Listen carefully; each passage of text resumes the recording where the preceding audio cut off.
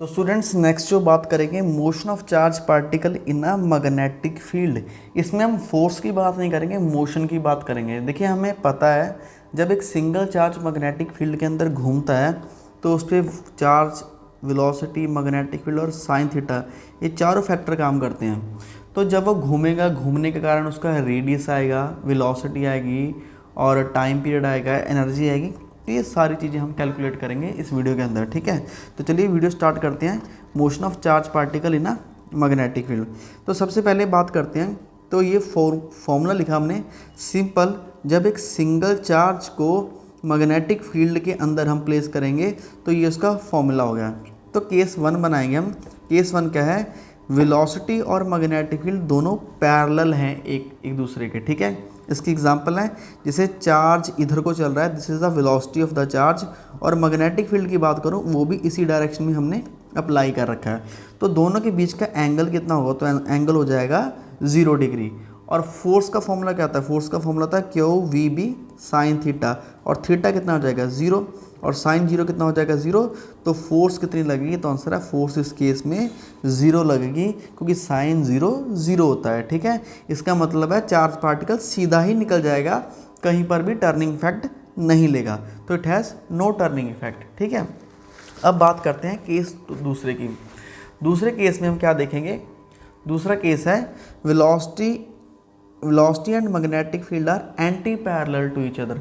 अब anti parallel का मतलब क्या है, एंटी पैरेलल का मतलब स्टूडेंट्स, अगर वेलोसिटी इस डायरेक्शन में है, चार्ज इस डायरेक्शन में मूव कर रहा है, तो मैग्नेटिक फील्ड उल्टा मूव कर रही है, तो इस केस में एंगल कितना रहेगा 180 डिग्री। और फिर से फोर्स का फॉर्मूला लिखते हैं, that is q we B sine 180 degree, and sine 180 is again 0। अगर साइन 180 फिर से 0 है तो मैग्नेटिक फोर्स कितना हो जाएगा, दैट इज अगेन 0। तो इसमें भी कोई भी टर्निंग इफेक्ट देखने को आपको नहीं मिलेगा, ठीक है। अब चलिए थर्ड केस की बात करते हैं। तो अब थर्ड केस में क्या होगा, velocity and magnetic field are perpendicular to each other. ये कैसा केस है, this is just like this. देखिए यहाँ पर ये है मैग्नेटिक फील्ड, मैग्नेटिक फील्ड इसके अंदर की तरफ जा रहा है, this is the direction of magnetic field, ठीक है। मैग्नेटिक फील्ड किधर को जा रहा है, पेपर के अंदर की तरफ, और यहाँ से एक चार्ज पार्टिकल आ रहा है ऐसे, ठीक है। ये ऐसे, ये मैग्नेटिक फील्ड और ये चार्ज पार्टिकल ऐसे गुजर के जा रहा था। तो जैसे इसके मैग्नेटिक फील्ड की तरफ से जाएगा तो ये ऐसे घूमना स्टार्ट कर देगा, ठीक है। ऐसे सर्कुलर पाथ में ऐसे घूमेगा, ठीक है। तो ये देखिए इसके बीच का एंगल कितना है, तो स्टूडेंट्स आप देख सकते हैं एंगल इज ऑलवेज 90 डिग्री। तो इस एंगल को हम चाहे आप इधर से देख लें चाहे इधर से देख लें, तो ये 90 डिग्री एंगल होगा।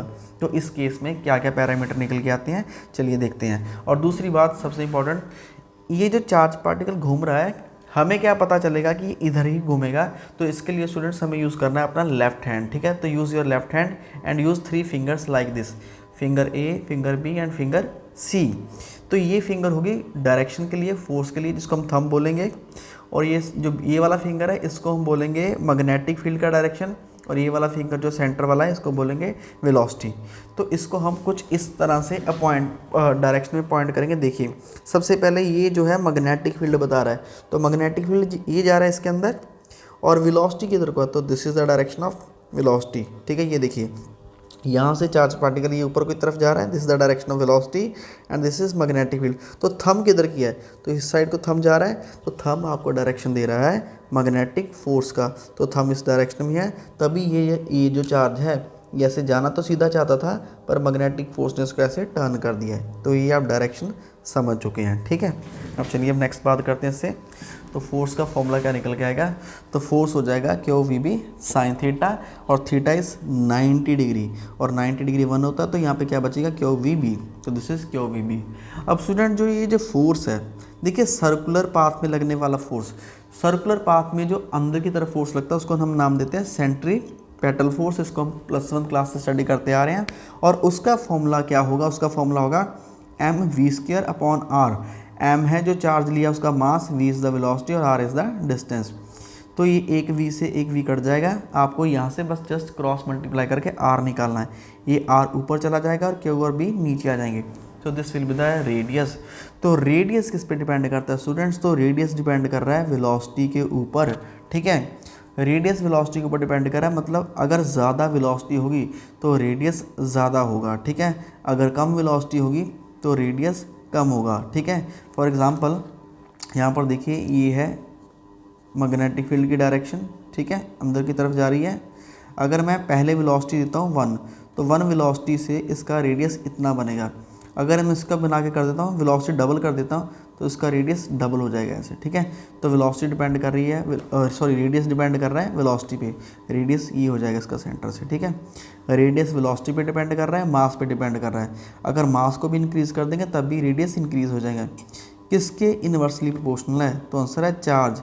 चार्ज की वैल्यू के इन्वर्सली प्रोपोर्शनल है और मैग्नेटिक फील्ड की वैल्यू के भी इन्वर्सली प्रोपोर्शनल है। तो this is the calculation of radius.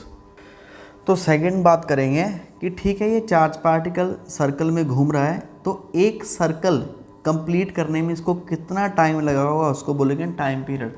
तो डेफिनेशन में मैं बोल रहा हूँ, आप लिख सकते हैं time period is distance travel by charge particle for a 1 rotation. एक रोटेशन के लिए कितना टाइम ये लगा, ठीक है, डिस्टेंस ट्रैवल इन 1 रोटेशन, ठीक है जी। या हम बोल सकते हैं, सॉरी इसको ऐसे लिखिएगा, time required to complete 1 rotation. इसको मैं करेक्ट कर रहा हूँ, time required to complete 1 rotation, this is the correct definition of the time period. तो टाइम का फॉर्मूला क्या होता है? बेसिकली स्पीड का फॉर्मूला क्या होता है? स्पीड का फॉर्मूला होता है डिस्टेंस अपॉन टाइम। तो यहाँ से क्रॉस मल्टीप्लाई करके हम टाइम का फॉर्मूला निकाल सकते हैं। तो टाइम की वैल्यू क्या आएगी? डिस्टेंस अपॉन स्पीड, या वेलोसिटी बोल सकते हैं, ठीक है, डिस्टेंस अपॉन वेलोसिटी। अगर यहाँ पे स्पीड की जगह हम वेलोसिटी शब्द यूज़ करेंगे तो उसका फॉर्मूला क्या बन जाएगा? डिस्प्लेसमेंट अपॉन टाइम, ठीक है, आप कुछ भी यूज़ कर सकते हैं। तो ये आ जाएगा 2πr अपॉन वी।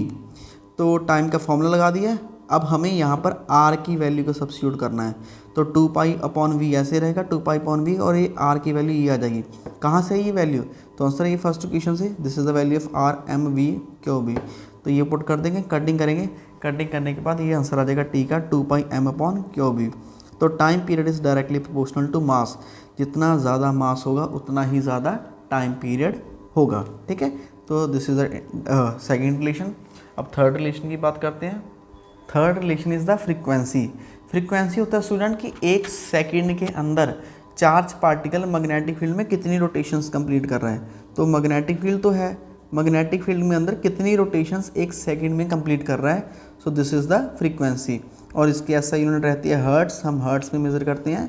तो फ्रीक्वेंसी का फॉर्मूला है reciprocal of the time period. तो टाइम पीरियड पिछले हमने देखा क्या आया था, हुआ था 2πm upon q b. This is the definition of time period. और इसको उल्टा दें तो ये इसका उल्टा जाएगा, क्यू बी ऊपर चला जाएगा, 2πm नीचे आ जाएगा। So this is the frequency. उसके बाद ये फ्रीक्वेंसी होती है लीनियरी। जब जैसे यहाँ ये है सर्कुलर मोशन है ना, अगर चार्ज पार्टिकल सीधा जाता तो हम उसको बोल लेते हैं कि उसकी जो फ्रीक्वेंसी है लीनियर फ्रीक्वेंसी है एफ, है ना।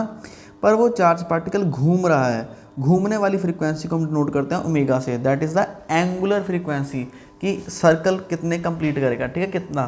तो इसको बोलेंगे एंगुलर फ्रीक्वेंसी। और एंगुलर फ्रीक्वेंसी का फॉर्मूला होता है 2π इंटू लीनियर फ्रीक्वेंसी, ठीक है जी।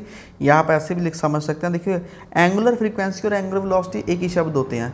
तो इसका फॉर्मूला क्या होता है? इसका फॉर्मूला होता है डिस्टेंस, पूरे सर्कल का डिस्टेंस कितना था, 2π, that is 360 upon time t। तो ओमेगा ऐसे रहेगा 2π। और 1 अपॉन टी क्या होता है स्टूडेंट्स? 1 अपॉन टी फ्रीक्वेंसी होता है, हमने देखा 1 अपॉन टी क्या हो जाएगा? फ्रीक्वेंसी। तो ओमेगा का फॉर्मूला क्या निकल के आएगा? 2πf। सो 2πf, 2π की वैल्यू पुट कर दीजिए और f की वैल्यू क्या आएगी? क्यू बी अपॉन 2π हम पुट करेंगे, कटिंग करेंगे, कटिंग करने के बाद ये आंसर आ जाएगा एंगुलर फ्रीक्वेंसी का। So angular frequency magnetic field पे डिपेंड कर रहा है, डायरेक्टली प्रोपोर्शनल है, ठीक है, मास के inversely proportional. Next is the energy. Energy का फॉर्मूला होता है काइनेटिक, क्योंकि ये चार्ज पार्टिकल मूव कर रहा है और जब वो चार्ज पार्टिकल मोशन में होगा तो मोशन वाली एनर्जी कौन सी होती है? Kinetic energy. उसका फॉर्मूला क्या रहेगा? Half mv², half m। v की वैल्यू कहाँ है? तो v की वैल्यू हम फर्स्ट इक्वेशन से निकालेंगे। जो फर्स्ट इक्वेशन में रेडियस आया था उसका आंसर क्या आया था? रेडियस का आंसर आया था mv upon, let me check, it's mv, yes it's mv upon q b. तो यहाँ से वेलोसिटी की वैल्यू निकालने हैं, तो वेलोसिटी की वैल्यू क्या आ जाएगी? r q b upon m। तो यहाँ से v की वैल्यू निकालें, ये क्रॉस मल्टीप्लाई हो जाएगा, ये आ जाएगी। तो ये वेलोसिटी की वैल्यू हम यहाँ पर पुट करेंगे, पुट करने के बाद स्क्वायर और कटिंग करेंगे तो आंसर ये आ जाएगा। This is the formula for the kinetic energy.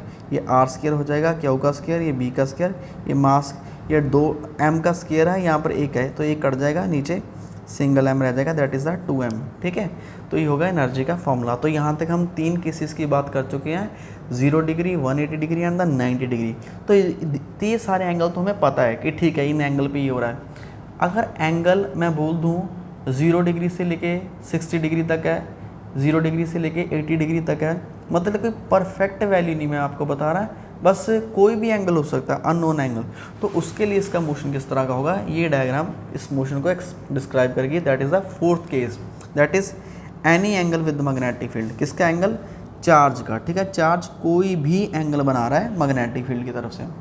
इस डायग्राम को देखिए, तो स्टूडेंट्स यही है magnetic field lines that is inside to the plane, ये प्लेन के अंदर की तरफ जा रही हैं और मैग्नेटिक फील्ड लाइंस। और यहाँ से देखिए, यहाँ से चार्ज पार्टिकल को थ्रो किया गया है विद वेलोसिटी v।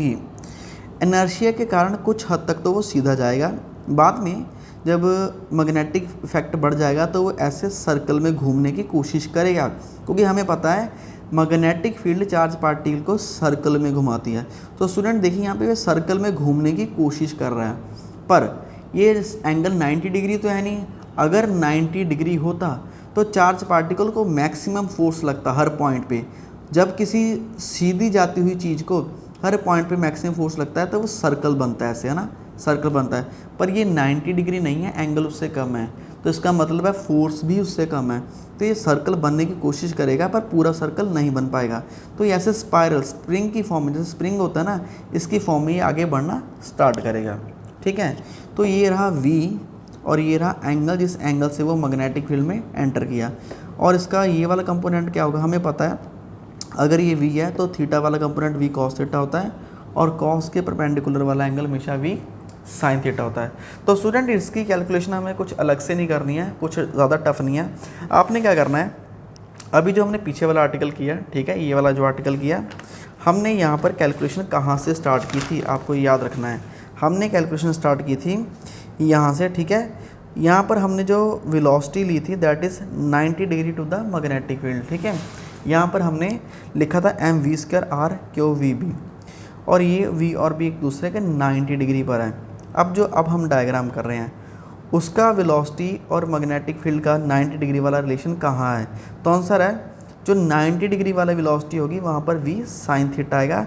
मतलब जहाँ जहाँ पर इस आर्टिकल में आपने v लिखा है वहाँ पर आपने v sin थीटा लिखना है, बाकी एज इट इज़ कॉपी कर दीजिए, कोई दिक्कत नहीं है। ठीक है, ये सारा ऐसे ही लिखेंगे, ये सारा ऐसे लिखेंगे, जहाँ v है बस v की जगह आपको क्या लिखना है, v sin थीटा, क्योंकि इस बार जो है वेलोसिटी मैग्नेटिक फील्ड में 90 डिग्री एंगल पे v sin थीटा कंपोनेंट है। ये हम देख सकते हैं इस डायग्राम के अंदर, तो आराम से देखिएगा यहाँ से। तो यहाँ पर देखिए v sin थीटा, this is the at 90 degree angle with this magnetic field. तो v को हम रिप्लेस करेंगे इस आर्टिकल में v sin थीटा के लिए। ठीक है, तो चलिए देखते हैं कैसे करेंगे इसको। तो यहाँ पर यहाँ से स्टार्ट करते हैं फिर से। तो ये रहा फॉर्मूला मैग्नेटिक फोर्स का, तो इसका फॉर्मूला था Q we b sin theta. तो अब लॉरेंट फोर्स का सेंट्रीपेटल फोर्स का फॉर्मूला क्या था, mv²। तो ये v था, v² अपॉन r। अब मैं बता रहा हूँ v नहीं लिखना है आपको, v की जगह क्या लिखना है, v sin थीटा, क्योंकि मैग्नेटिक फील्ड के परपेंडिकुलर साइन का कंपोनेंट है और राइट साइड में ऐसे ही रहेगा। तो v sin थीटा कट जाएंगे तो ये निकल के आएगा। इसके बाद आप यहाँ से r क्रॉस मल्टीप्लाई करके इधर चला जाएगा, ये नीचे आ जाएंगे, तो r की वैल्यू आ जाएगी। तो स्टूडेंट पिछले वाले आर्टिकल में r क्या आया था, तो पिछले वाले आर्टिकल में आ रहा था mv sin theta upon mv upon q v, पर इस वाले आर्टिकल में v की जगह क्या आ जाएगा, v sin थीटा। तो नेक्स्ट पैरामीटर जो हम कैलकुलेट करेंगे this is the time period. और फिर से वही फॉर्मूला, स्पीड का फॉर्मूला होता है डिस्टेंस अपॉन टाइम, तो यहाँ से टाइम का फॉर्मूला हो जाएगा डिस्टेंस अपॉन स्पीड। तो टाइम का फॉर्मूला डिस्टेंस अपॉन स्पीड। तो डिस्टेंस क्या है, पूरे सर्कल का डिस्टेंस होता है 2πr, और स्पीड क्या है 90 डिग्री पे, 90 डिग्री वाला कंपोनेंट क्या है, v sin थीटा। जो थर्ड केस में हमने सिर्फ v लिखा था, यहाँ पर v का साइन कंपोनेंट लेंगे हम। ठीक है, तो this is the v sin theta. 2π upon v sin, देखिए 2π v sin थीटा ऐसे ही है, ये वाला ऐसे ही है। r की वैल्यू यहाँ पर रखेंगे, r की वैल्यू ये है, यहाँ पर रखेंगे इसको r की वैल्यू, और कटिंग करने पे ये आंसर निकल के आएगा t = 2π m upon q b, which is exactly same as a third case. Third case में भी यही आया था, निकल गया। ठीक है, नेक्स्ट है फ्रीक्वेंसी की बात करेंगे। फ्रीक्वेंसी होता है रेसिप्रोकल ऑफ टाइम पीरियड, इसको रेसिप्रोकल कर देंगे, ये भी सेम रहेगा, ये ऊपर और ये नीचे। हो जाएगा। Next is the energy. Energy का फॉर्मूला होता है हाफ एम वी स्क्वायर, तो वह भी energy half m v square, ठीक है।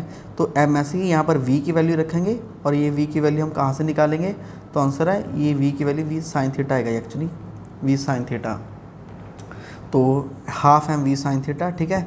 तो फिर से फर्स्ट इक्वेशन में से वी साइन थीटा की वैल्यू निकाल के हम कैलकुलेशन करेंगे तो एनर्जी भी बिल्कुल सेम ही आएगा, इसको कैलकुलेट करने की ज़रूरत नहीं है आपको। आप एज इट इज़ जो थर्ड केस में लिखा है वो दोबारा से यहाँ पर लिख सकते हैं, तो आप चाहें तो ना भी लिखें तो भी कोई ज़रूरत नहीं, क्योंकि एनर्जी वगैरह हम ऑलरेडी कर चुके हैं। What is the new in the fourth case, सिर्फ एक ही चीज़ न्यू है student, that is the pitch. ये पिच क्या होता है, देखिए चार्ज पार्टिकल कैसे चल रहा था, ऐसे चल रहा था चार्ज पार्टिकल स्प्रिंग की फॉर्म में, स्पाइरल की फॉर्म में, ठीक है। और इसको दो वेलोसिटीज मिली हुई थी, यहाँ ये वाला वेलोसिटी था वी साइन थीटा और इसके परपेंडिकुलर ये वाली वेलोसिटी क्या थी वी कॉस थीटा, और मैग्नेटिक फील्ड ऐसे थी प्लेन के अंदर की तरफ। तो पिच क्या होता है student, that is the definition of pitch is the, मैं बोल रहा हूँ आप लिख भी सकते हैं, the linear distance travel by charge particle along the direction of magnetic field in one rotation is called pitch। मैं रिपीट कर रहा हूँ, linear distance traveled by charge particle along the direction of magnetic field in one rotation। magnetic field की ही direction में एक rotation में कितना distance travel करेगा पार्टिकल, उसका फॉर्मूला हम बोलते हैं पिच। तो डिस्टेंस का फॉर्मूला क्या हो जाएगा, that is velocity into time, ठीक है। वेलोसिटी का फॉर्मूला क्या होता है, डिस्टेंस अपॉन टाइम या डिस्प्लेसमेंट अपॉन टाइम बोल सकते हैं। तो यहाँ से डिस्टेंस का फॉर्मूला क्या है, velocity into time. So pitch आ जाएगा दैट इज़ द डिस्टेंस। कौन सा डिस्टेंस है, ये वाला हॉरिजॉन्टल। हॉरिजॉन्टल कौन सा है, हॉरिजॉन्टल होता है एक्स एक्सिस की फॉर्म में, in the direction of magnetic field, multiply करेंगे टाइम्स के साथ। तो लीनियर वेलोसिटी कौन सी है, तो लीनियर वेलोसिटी क्या है, तो स्टूडेंट आपके पास है वी कॉस थीटा और मल्टीप्लाई करेंगे टाइम, तो टी। यहाँ पर आप चाहें तो टाइम पीरियड की वैल्यू पुट कर सकते हैं। टाइम पीरियड की वैल्यू क्या है, तो ये है 2πm अपॉन क्यूबी, तो ये निकल के आएगी वी कॉस थीटा और टाइम पीरियड की वैल्यू आएगी 2πm अपॉन क्यूबी। तो ये हो गया complete picture of the charge particle in a magnetic field. जब हम चार्ज पार्टिकल को मैग्नेटिक फील्ड में रख रहे हैं भाई क्या हो रहा है, तो आंसर है भाई चार काम कर रहा है। फर्स्ट तो पहले केस में कुछ नहीं कर रहा, दूसरे केस में कुछ नहीं कर रहा है, तीसरे केस में 90 वाले केस में वो मैक्सिमम रोटेशन लेता है और एक ही जगह खड़ के वो सर्कल में घूमता रहता है। अब चौथे केस में क्या कर रहा है, फोर्थ केस में क्या कर रहा है, फोर्थ केस में एंगल कम है, एंगल के कम होने के कारण वो आगे आगे स्पाइरल शेप में बढ़ता जा रहा है और उसके करैक्टरिस्टिक कर लिए हैं। और ये बहुत इंपॉर्टेंट टॉपिक है स्टूडेंट्स, ठीक है। फिर से ये बार बार मैं यहाँ पे एक बात लिख रहा हूँ, मैग्नेटिक फील्ड जो है सिर्फ टर्निंग इफेक्ट प्रोड्यूस करती है, कभी भी ऑब्जेक्ट चार्ज को एक्सेलरेट नहीं करवा सकती। और जो इलेक्ट्रिक फील्ड होता है वो चार्ज को एक्सेलरेट भी करवाता है और टर्निंग इफेक्ट भी देता है, ठीक है, ये बात रखिएगा। अब जो नेक्स्ट टॉपिक है दिस इज़ द बर्ड-सेवरेट लॉ, बहुत ही इंपॉर्टेंट, पर इसके लिए हम अलग से वीडियो बनाएंगे क्योंकि ये वीडियो नहीं तो बहुत लंबा हो जाएगा, ठीक है स्टूडेंट्स। वीडियो अच्छा लगे please do like share and subscribe. Thanks to watch the video.